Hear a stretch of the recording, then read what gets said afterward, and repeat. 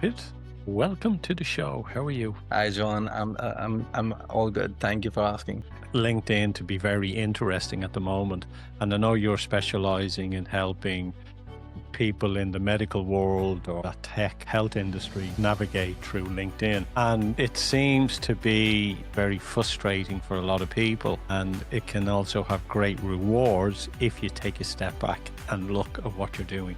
What is your thoughts on LinkedIn, and why do you see it as an advantage for people in your industry? That's a very nice question because, most of these founders are, either physicians themselves who have been in the physician world, right? Or they are someone who are trying to help these people, but they don't know what to post. The major challenge is what to write about, and they end up writing about either their product or their service or something random like a leadership post, right? And that's not what buyers or these physicians or their ideal customers are looking for on LinkedIn, right? And what happens is you do not show up on their feed. You keep on posting your calendar, right? Whatever you have made for on a daily basis, it still doesn't go to them. And you end up feeling frustrated that, hey, LinkedIn doesn't work. But what I have found out in the last 6 to 7 months is that it's not about what you want to post, it's about what others want to read about. So if you're not posting about their problems, what solutions they are looking for, and how you can correlate your services with what they are doing and they are feeling on a daily basis, it's not going to work. So that's the key element in marketing over LinkedIn, that you need to find the right voice, you need to find the right thing to talk about, and you need to find a right way of doing things. It's not like just posting one type of post every day. Yeah, it used to be just write a post. The belief was if you weren't doing anything, it was out of sight, out of mind. But it has evolved. And with AI, people now are going to Claude or going to chat and they're typing in information and looking for answers. Absolutely. And as they're looking for answers, they are no longer then looking for answers on websites. They're no longer looking for answers on LinkedIn or Facebook because they're automatically, getting that and I state this information on through chat, which is one source of data. And what they're then looking for when they go onto LinkedIn, they're not looking for that information anymore.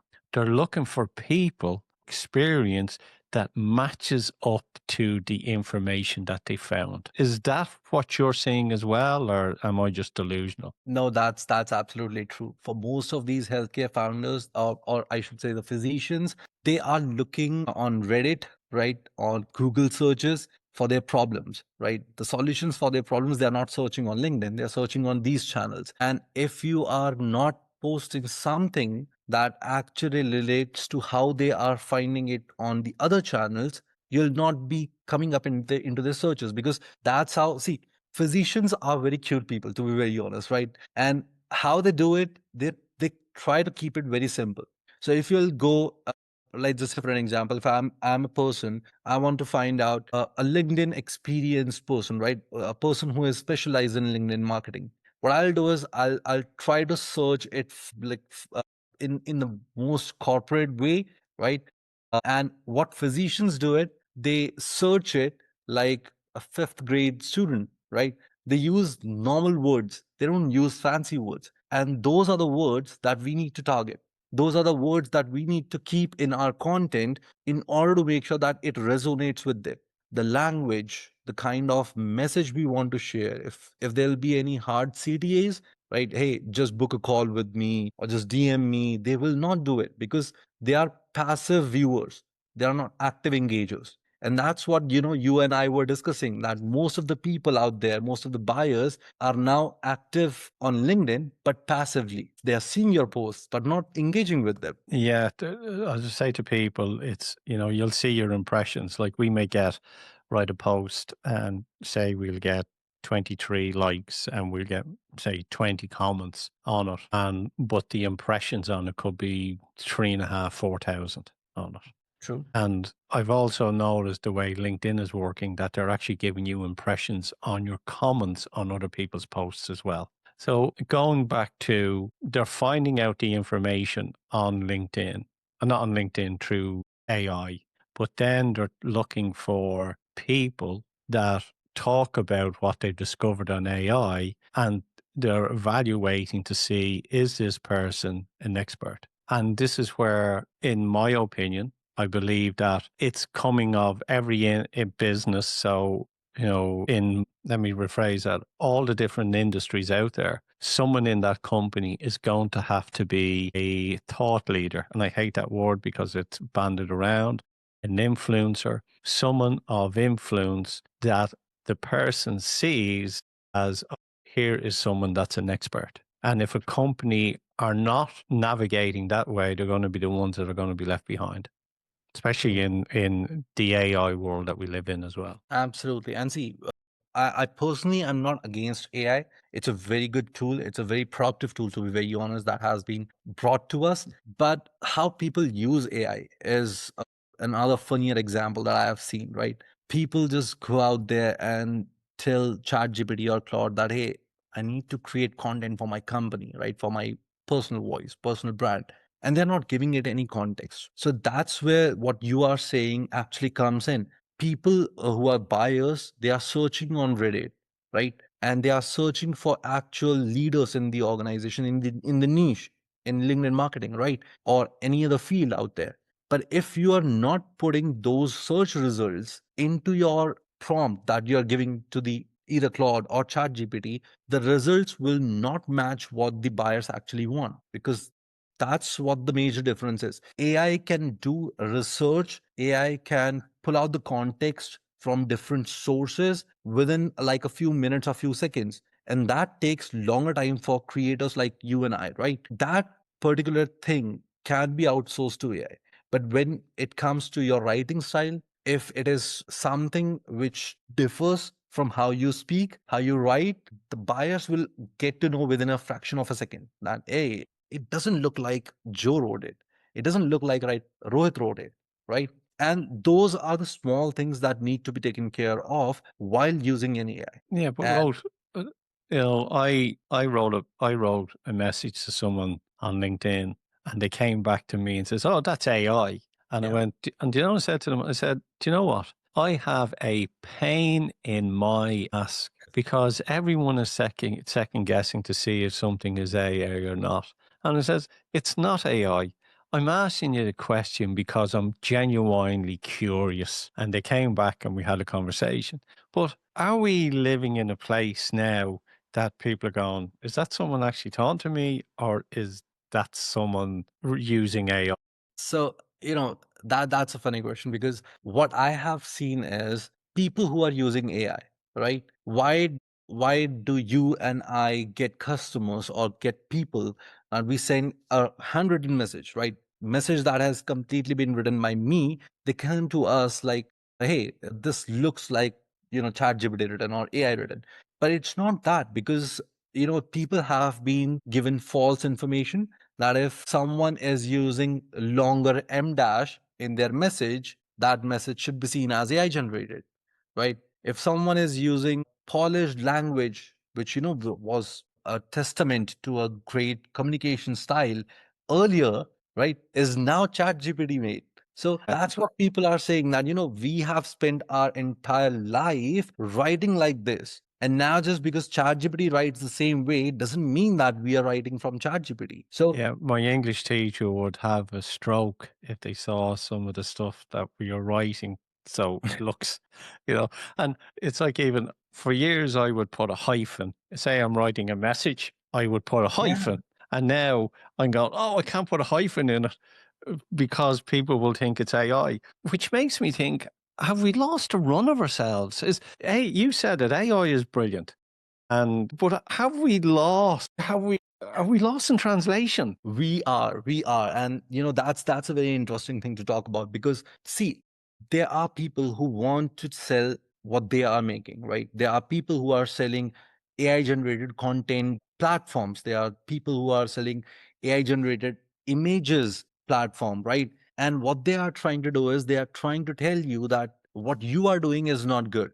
You need this. And in similar way, people who are, trying to sell their AI, they'll always say, hey, don't use Claude, don't use ChatGPT. You will sound AI generated like person, right? But in the real essence, what you and I both know, human essence is what is needed in every messaging. It doesn't have to be long. It doesn't have to be hyper personalized, right? That's a word that is being commonly used in marketing world, hyper personalized, and I never even get it. Personalized is something that you and I can connect with, right? It's personalized. Hyper personalized is something that's a fluff. So people are using these kind of things, but are losing their basic touch. They are even using ChatGPT or AI to write text to each other, emails to each other, which is where I believe we are using AI in the wrong direction, right?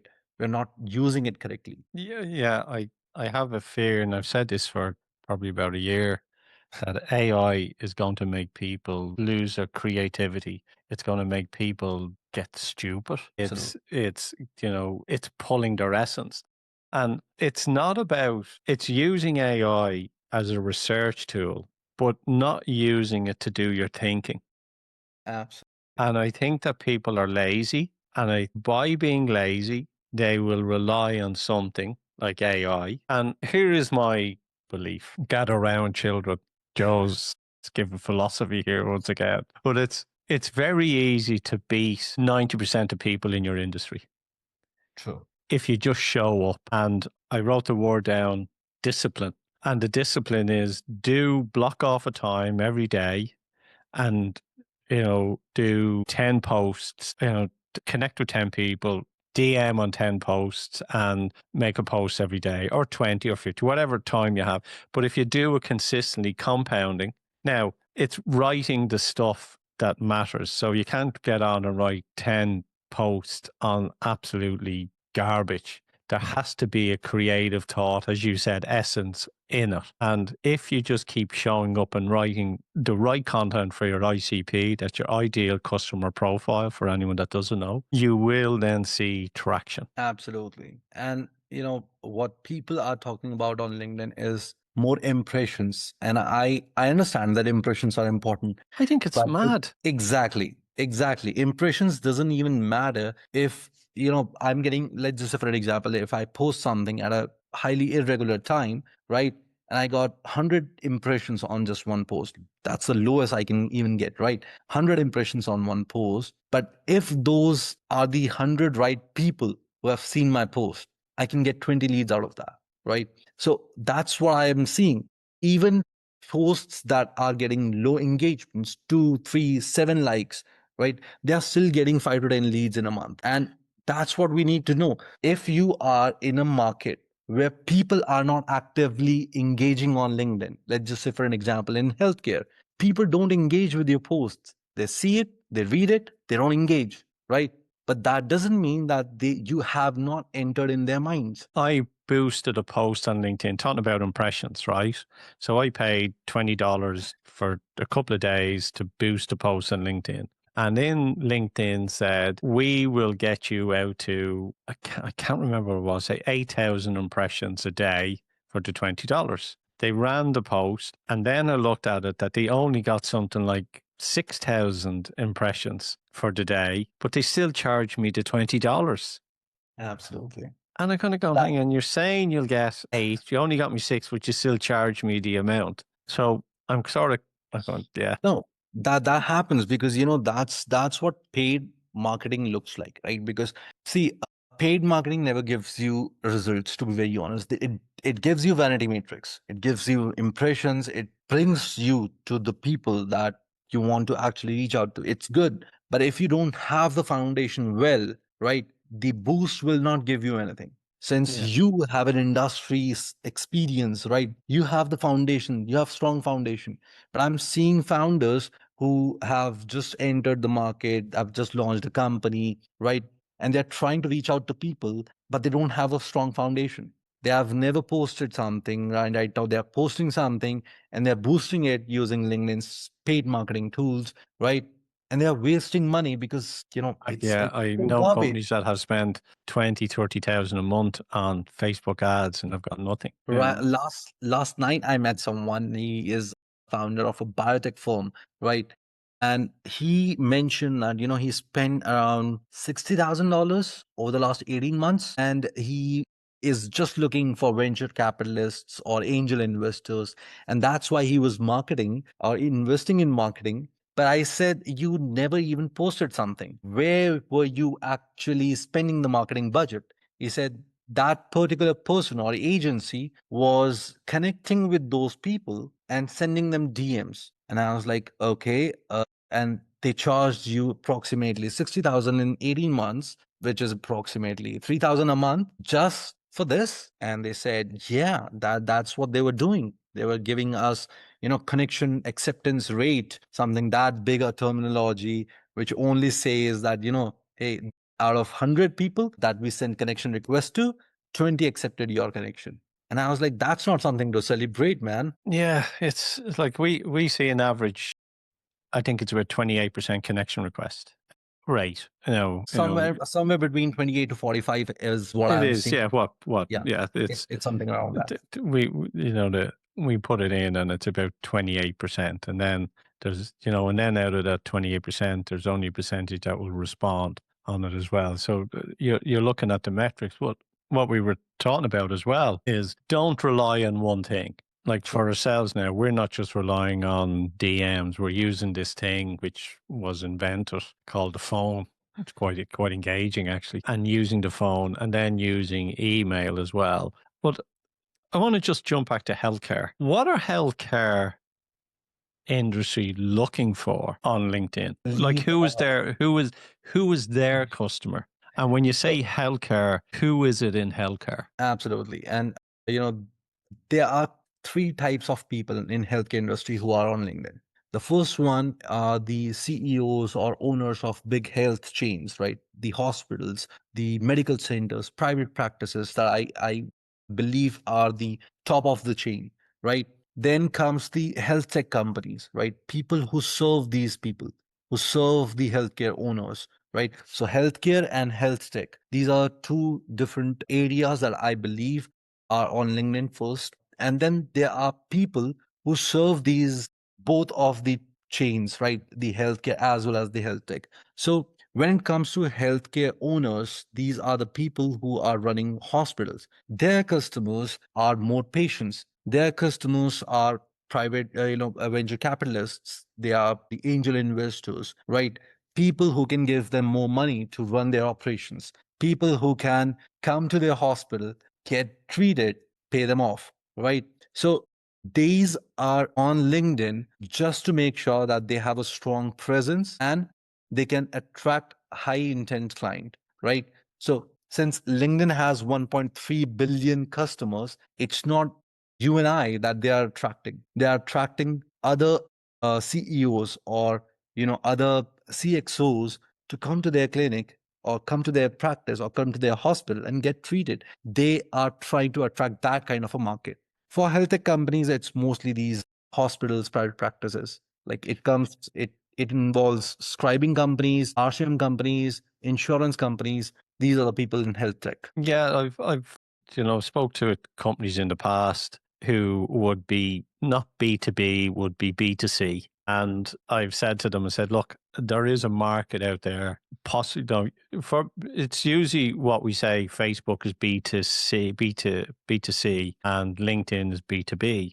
But I challenge them to say, look, there are people out there who need landscapers. There are people out there who need to sell their house. There are people out there that need extensions. There are people out there that need A, B, and C. And those people who may be B2B, but they have a family life and they have a home as well. And if they're hanging out on LinkedIn, there may be the possibility that they're saying, hey, do you know what? Summer's coming, we may need a new patio. And using LinkedIn through LinkedIn Navigator for a research in your state or your county, and then regions in that county. And you may be able to then pick up some business who people want to, oh yeah, I'm in the market selling a house. I'm in the market getting landscaping, whatever, that it's pushing it beyond the boundaries of what everyone else is doing in your industry as well. Absolutely. And you are right. B2 LinkedIn was B2B, but it was around 5 years ago. Right now, as you rightly said, there are people sitting on LinkedIn and trying to sell anything and everything. You just need to find them. So would someone in healthcare kind of go, okay, and we know that dental practices are being bought up into by groups. So the dental practices are being picked up, but even veterinary clinics as well are being bought in groups. Would it be that a marketing team in a dental or veterinary clinic, okay, should be using LinkedIn to actually get people through the door? Absolutely. Absolutely. Because that's where most of the deals are happening, but they are happening very silently. So if you're not on LinkedIn, get on LinkedIn because it's the right platform. And if you are on LinkedIn, then use it right. I was going to say, yeah, what's wrong with it? So it's developing your profile, having a look at your profile. Not, I've even, that we have these ha moments, Yeah. and okay, so it's the image has to be correct. From the image, then it has to be the banner and then the title. But I also, I'm even going through our own profile, which, we test and change. I think we're never really happy. It's like getting a new suit.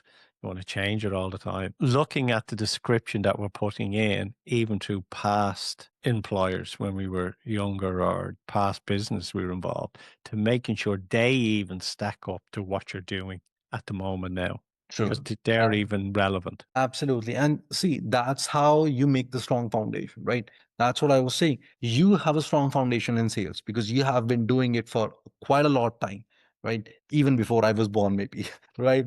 And I have been in customer facing industry for quite a long time. I have seen the struggles of these healthcare professionals because I was a scribe. I know how hard it is for them to, find new patients, to get more revenue. So I know how they're being treated by these marketing agencies. I know how they want more efficient billing partners or RCM companies to partner with. They want documentation tools, but they don't have any way to engage with them. And that's where these health tech industries need to be on LinkedIn, talk to them on LinkedIn, and get the deals done. But what the struggle is the messaging. Most of them are not from sales industry, right? And when you are not from sales or you don't know a shit about sales, your messages kind of suck, right? And that's what's happening in marketing and in healthcare world at this point of time. I think there's an art to it. I think when we jump into it first, like we've been on LinkedIn since 2006. 52,000 messages have been sent out. And we notice it's the short message and it's the fourth message. So under 200 characters, and it's the fourth one. But it's very hard to keep it engaged. If you can lose, you can get lost and overwhelmed. But if you have a system that you follow So and you document what you're doing, it becomes easy. What would you say to, healthcare or health tech organizations if they're, listening to this? What sort of few tips would you give them just so they can sort of get, their ducks in a row before they even DM people, before they even write, that deep content? Because it takes time and practice, and that's where you come in. You advise them that they make the right contact. What are the first three or four things they need to do to make sure that everything else moves along afterwards? absolutely. So the first thing that I will always recommend to anyone, right, is first impression matters, right? No one forgets your first impression. So if you are just on LinkedIn, yeah, from yesterday, and you are just starting to DM people, know that if your profile is not strong, they won't trust you. You won't look credible to them, right? So you have to make sure that your profile looks very strong and it has the credibility in it, right? So if you are claiming that you can help solving their problems, it should show that you have solved it for others, right? For peers. That's the first step that I will always give to these people. Second is before sending out a message, think if that message was sent to you, would you have replied to it? And if yes, what would you have replied to it? Right? Mm. People often believe that, hey, I have to send 100 messages today. That's my target, right? And I'll send anything and everything that can ask them to DM. It's not, you're losing an opportunity, right? If someone is replying, that's a bigger opportunity, and you're losing it because they are saying no. They could have said yes just with the right message. Less is more. Absolutely. Less is more. And like you said, under 200 characters, but engaging. Yeah. Something that they would reply to with a smile on their face. It's like when you write a cold call script for someone, you have to have it has to be, like you say, a cold call script should be about 46 seconds, Yes. right? And we also say that you have to write it out and then remove words that don't serve the script and put in, so you shorten it to be concise but has the impact on it. And people go, "Oh, script is just, it's you're learning it, and then you don't need it anymore because it's just naturally rolling off your tongue." And I think that's with DMs. Here's a question I have for you. Okay, when in a DM structure, and this will people will be asking this, when is it moving from conversation to about what they're doing into what you're doing to show that it's relevant? How should people sort of move that transition? Because we speak to people and go, "I'm a bit nervous. I've talked about this, but I'm a bit nervous to tell them what I do." Like, when should they? When is the right time, in your opinion, for them to do that instead of going, "This is what we sell"?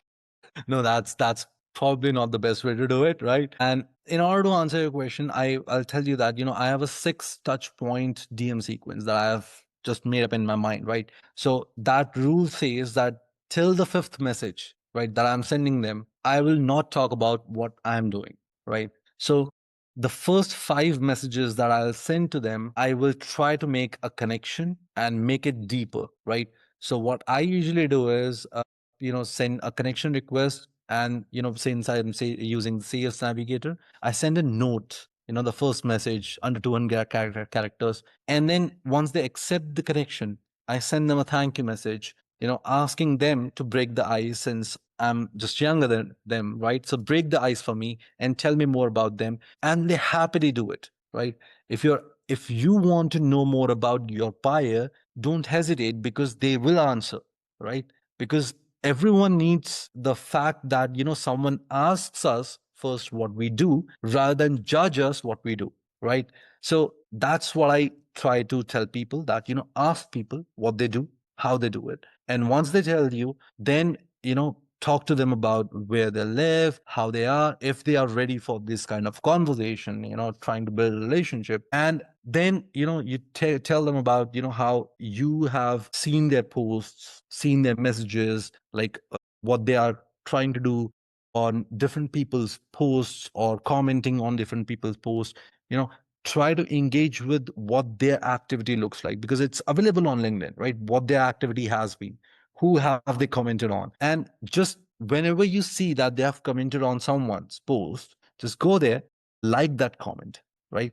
There's activity, there are things to do to attract a buyer towards you. And once you start doing these kind of things, you will see that they themselves will ask you, hey Rohit, what do you do? And that's when you have the opportunity to tell it to them, but still not in a salesy way. You tell them what you do, and then you move the conversation far from that. A simple message, even though you've seen their profile and looked, simple message saying, "Hey, what do you do over there at? Absolutely. Yeah, what That what do you do? that that's works. Yeah, what do you That's do what over works. there at?" And they go, "Well, tell me this. What did you get wrong to get right?" The first thing that I always tell people is that I spent $20,000, right? And that's a huge for someone living in India. It's a huge amount for me. I did that. I wasted that money and I regretted it. So I started doing things myself. I took control of doing marketing in my own hands for my first company, which is in health tech only. And I wasted 6 months more trying to figure out how should I post, what should I post, you know, I often use AI for like ChatGPT or some other applications to create my content, but I saw a massive difference in what I used to write and how ChatGPT was writing it. And I wasn't, smart enough to give better prompts to ChatGPT. That's why I thought that it's better to sit on a weekend, write 5 posts, and then schedule it for the next week. So that's what I have been doing, and there's a difference that I can see now. People are actually DMing me, they are commenting on me, they're commenting on my clients' posts, which it's an appreciation for me that they are actually getting inbound leads. We are actually getting people questioning us how we can help them, and I'm always straightforward if I can help them or not. Yeah, I think 20,000, it's a lesson learned, but it was probably a well spent lesson as Yeah. well. I think we learn from our mistakes more so than we do our triumphs as well. Uh, What's the best business advice you've ever received? Best business advice is, I would say, the best business advice is not to trust people, but to trust yourself, and not to blame people, but to blame yourself. It reminds me of something I wrote today, which is, he who has sinned may cast the first stone. Yeah. Best business book you'd recommend for someone to read? Well, I'm always, the kind of people who want to empower people to become leaders. So there's this one book. I know that you might have read it, Rich Dad Poor Dad, right? Mm-hmm. That's something that I always recommend to people. And the other one will be 80/20 principle. Those are two best books that I often read, right? Even though I have read them 50 times, so I still read them. Yeah, you always, when you pick up a book and read it again, you always find something that you missed the last time. Exactly, Yeah, exactly. on it. Yeah, I've a list full of books over there. I keep going back to all the time. It's one of the joys of life. And believe people don't read as much as well. That's it. If someone wants to reach you, Rod, Mostly active on LinkedIn. and what's your LinkedIn handle if someone wants to type it in and find it? Well, it's let me check because I often don't remember it. So yeah, it's gonna be Rohit S. Ron. So they can even reach out to me on LinkedIn. It's ROHITSRON. That's around. Okay. Sound. Well, here, thank you very much for coming on the show. It's been a pleasure. And we'll take that advice and we will wrap it up. And hopefully people then may reach out to you as well. Thanks for coming on. Thanks, Joe. It was a pleasure to be here.